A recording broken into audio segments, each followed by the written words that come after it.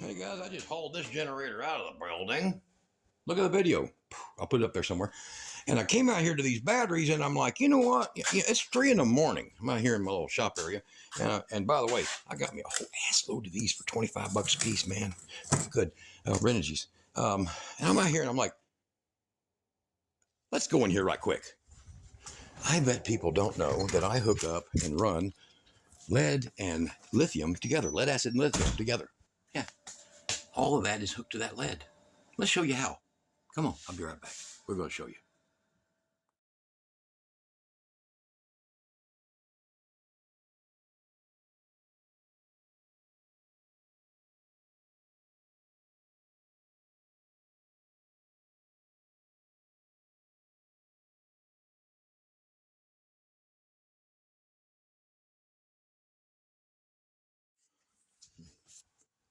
Hey guys, I'm out here getting this set up. I got this a long time ago, and I can't carry around my big Champion generator because it's, well, 9,700 watts. It's a hell to carry, hell to move.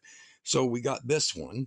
I have another one that I just look at previous video that I converted to LPG because you can set this in the back of your truck full of gasoline if you got a camper shell like mine, work shell, and it just fills it full of gas, fumes. You can't even, hardly get in there. It just stinks.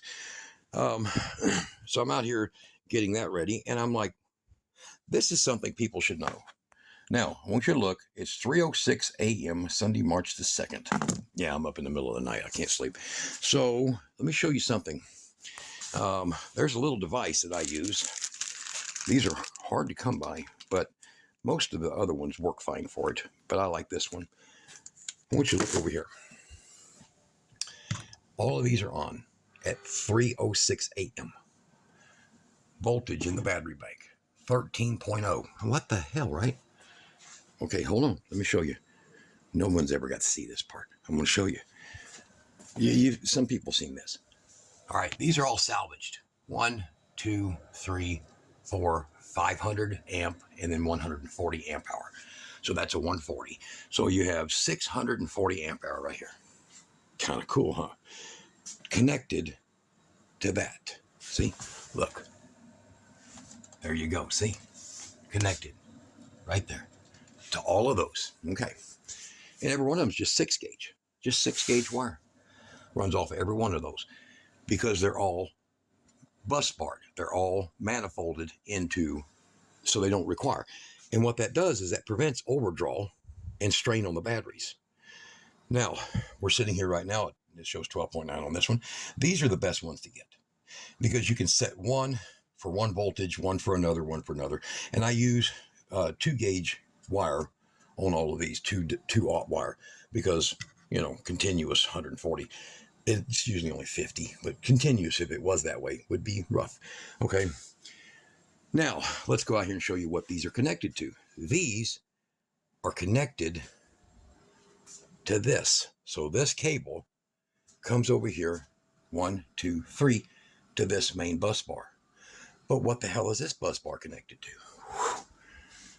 This one, sorry, is connected. Yeah, that's a cluster. But every time I added more amperage, I just strung more wires because they all come here. Okay. This is was it 3-aught, 3-aught, 2-aught, 2-aught. So that's what I got right there. Okay. And then this one here that's just for another reasoning, but I added that 4-aught or 4 gauge. All right. Easy carrying 1,400 amps. All right. Now, out here, here's the battery bank. It's in the garage.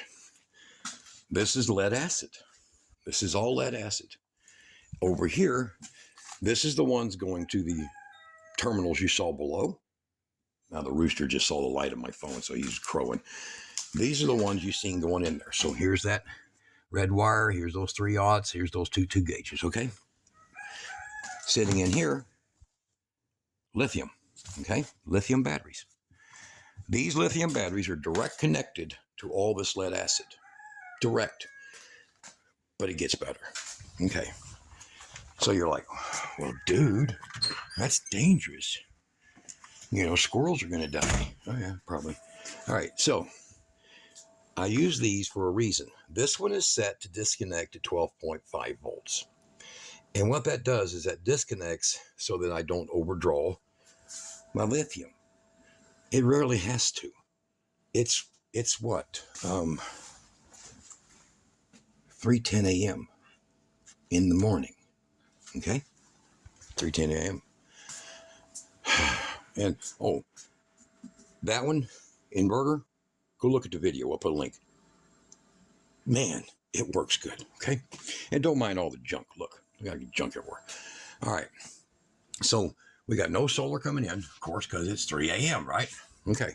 You got a lot of it too, see? But we're charging up 300 amp hour and a 440 amp hour out there in that bank, the lithium bank, because they can be outside. They have heaters in them. And then we're having this. And then we've got 28 GC2, so 14 times 235 amp hour out there. Yeah. Yeah. I got currently now, I don't know, 11,400 watts. All right, hold on. All right, now 30 feet away is the main battery bank. Back here is the secondary battery bank with additional solars because I've got 3 roof lines on this big building. Yeah, a lot of solar. I made a mistake. I actually have 14,460 watts because of this stuff. Okay? A lot of power. That don't seem like a lot for a lot of people. Well, we got propane for gas. We got wind power for making hydrogen. We can mix that with propane, and we've done that in our previous place, and it worked great. So we'll be showing some videos on that too. I say subscribe. You're going to get to see wind power create hydrogen, get vacuumed into and compressed into a propane tanks that's mixed 80% hydrogen, 20%, well, whatever. You're going to get to see that one day soon. So this is the only thing where the grid comes in. That's it. Nothing. And these are excellent. So what I've got it set for is if it drops too low to 12.6, it will kick on down in here and it'll run this charger. Now, I only put it on 12.6 because of the winter time. In the summertime, we set this for 12.3. Longer days. Okay? So far, we don't get to see 12.6 with the system I'm doing. It's never hardly kicked on except for when we had 5 days of cloudy and it cost me about $4. That's horrible. So up here, there's the disconnect for that. And going out, there's the power going out into everything from this. Pretty simple and DOT approved. DUT or whatever. I don't care. I live in the country. So there's my big bars. There's my 500 amp. There's my 500 amp. There's the one that switches over here where this will send 12 volts and charge 20 amps at 36 volts. Battens these up fast. So 36 volt. There's 3 there. 36 volt. 450 amp hours, which is the equivalent of having a nearly 1,400 amp hour of 12 volt battery. Same wattage. Okay. Over here, 200 amp hour, 400 amp hour, 200. Yeah. 400, 200. In this bank. So you saw 640 and then 300 and then 440 in lithium over there to go with what, nearly 3,500 amp hours of lead acid? Yeah, we got some juice, man. All right, and we ain't even a Florida orange juice factory, man. We got that much juice. So this is what we got built, and they share each other. They join up with 3 strands in this hat metal protection. 3 strands. The same thing over here for running cables all the way through. 3 strands of 2 gauge and 3 strands of 2 gauge black running all the way back to that battery bank, all the way back, and direct dead connected. Kind of cool, huh? So that's what we're running. 4,000 watt, 240 volt, bulletproof. This thing is like 6 years old now. Can't kill it. It's the right one. Keep the volts right. Keep the wires right. Use all your proper fuses. They're down there. And you ain't got no problems. See, even this has a fuse right here for this. Boom. So I can send it over. See, watch this. I can send it over. And it's only going to draw when this is, reset it, 13.2 volts. When it hits 13.2 volts, this will start sending charge into those 36 volt batteries. So There we go. Pretty simple, huh? Otherwise, it's getting 2,000 watts every day through this. This one runs all the bedrooms. This one runs the entire kitchen. This one right here runs all my heavy stuff, which includes my 240 volt air conditioners. No problem. All right. Now you see, lithium, lead acid. This is capable of the punch that this thing takes. It's a smooth start. These over here, they handle their own because they're never high demand. But lithium and lead acid together allows the bulk punch. When these kick in, big surge, the lead acid takes it, and then the lithium comes in and covers it and keeps the lead acid up. And it's working. The plates in the lead acid don't care about that big release, just like the starter in your car. So if you're wondering, how do I keep my battery up? Well, you could put 8-gauge wires to the starter of your car, hook a 100 amp hour battery to that. It will charge it. It will disconnect itself once it gets to charge from your alternator without all kinds of special, switches and tools. It will charge it. And what you use is one of those relays. And it'll always keep your car battery hot, even though you play the radio and do whatever. It'll always keep it hot, and it'll safety disconnect at that setting. You don't need a bunch of other crap. It works great, okay? So as long as you have a lead acid battery in the system for like alternator or wind turbine to hit first, it is like a shock absorber, and it prevents these batteries from ever getting weird voltage. And remember, a volt is a volt. They don't know it's different. They just think the volt from the lead acid battery needs some friends, and it sends them slowly, but constantly. All right, let's get back over here.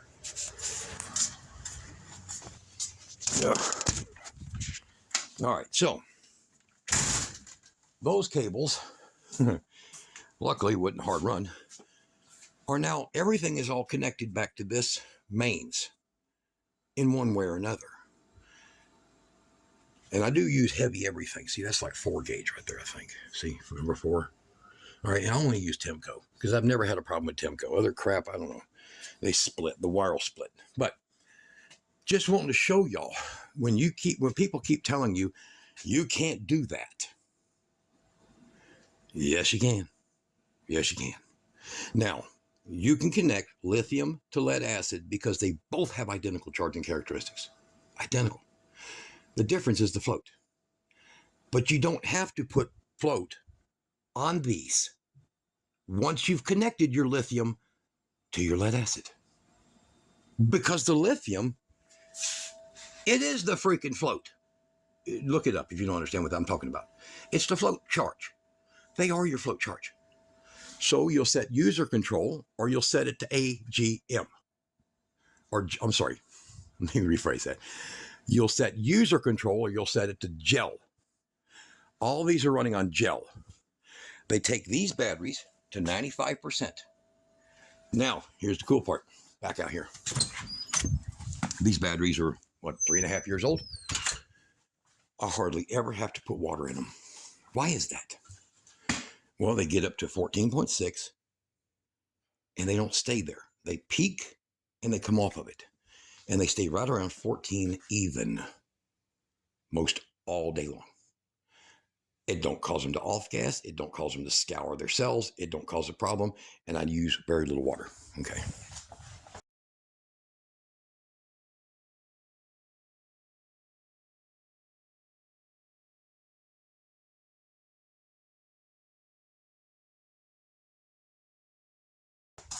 Yeah, my place is a mess.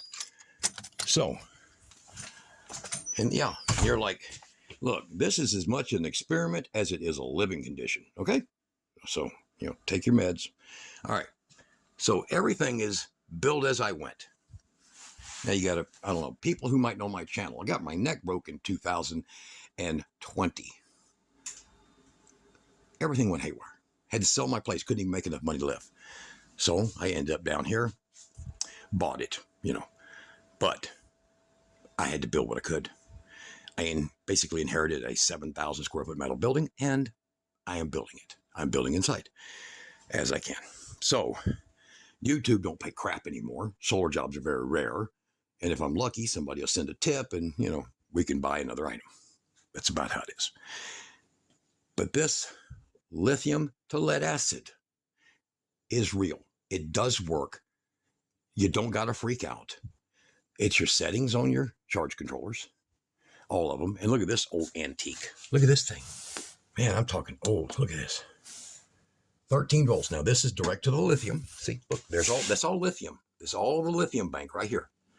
This inverter is running always off the lithium. These two inverters are always running off of the lead acid. That inverter way in the back is running off of both all the time. It's really weird, ain't it? Now, everything is on main lighting systems. It's all on that, okay? I don't have the switch on behind me. But, just a second.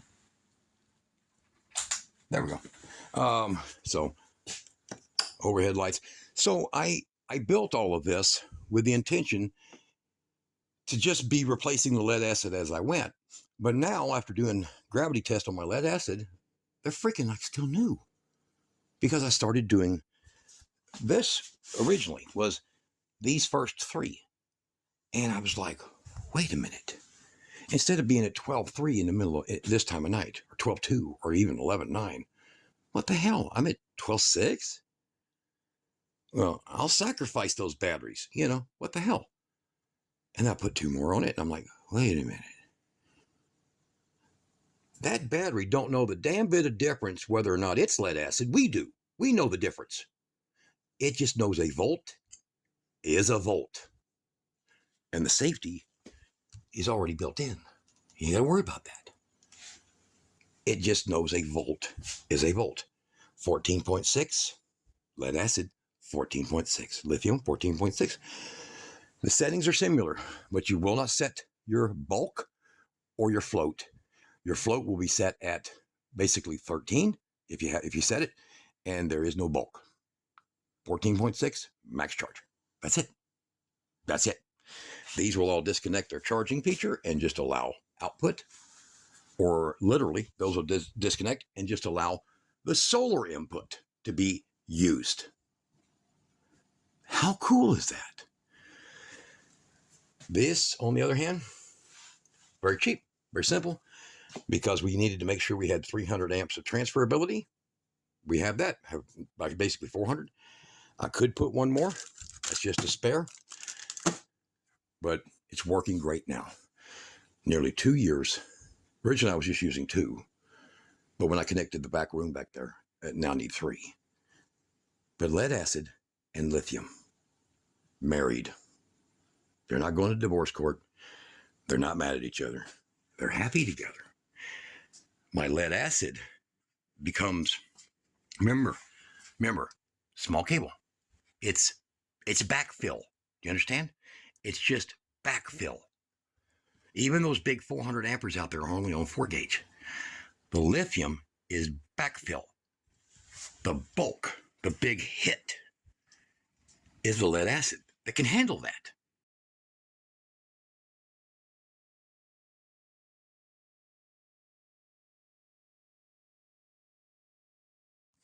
Okay, I needed to add this into the video so that you understand fully why the smaller wire versus the bigger wire, lead acid, lithium supply. Okay, volts travel through any size wire, but amps become restricted.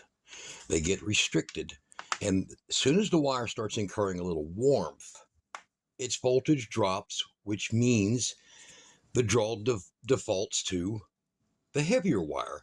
Where's the heavier wire connected? To the lead acid. So what happens, and you can test this yourself, you can take 2 amp meters and you'll see that there'll be a surge of amps to this, and then as soon as there's a little heat, it ain't going to melt it because this exists and supplies it, so it won't. You don't have to worry about that. So there's somebody out there going to go, we're just going to burn that wire in half. You will if you don't have this. So what you got is your lead acid is your heavy wire, your big wire, your lithium, that's your voltage resupply to your main hit bank, which is your lead acid. It's got this. The lead acid has this. So what happens is that your amps can't go through there. It's a choke point. They can go through here. So they're going to default to here. The volts are going to be still sensed because of this, but this is not going to allow the amps through. It's going to default to the heavier wire. So imagine I've got a 1/4 inch water line and I've got a 3/4 inch water line. Which one, when you kick the pressure on, that pressure to that water line will drop and this one will supply.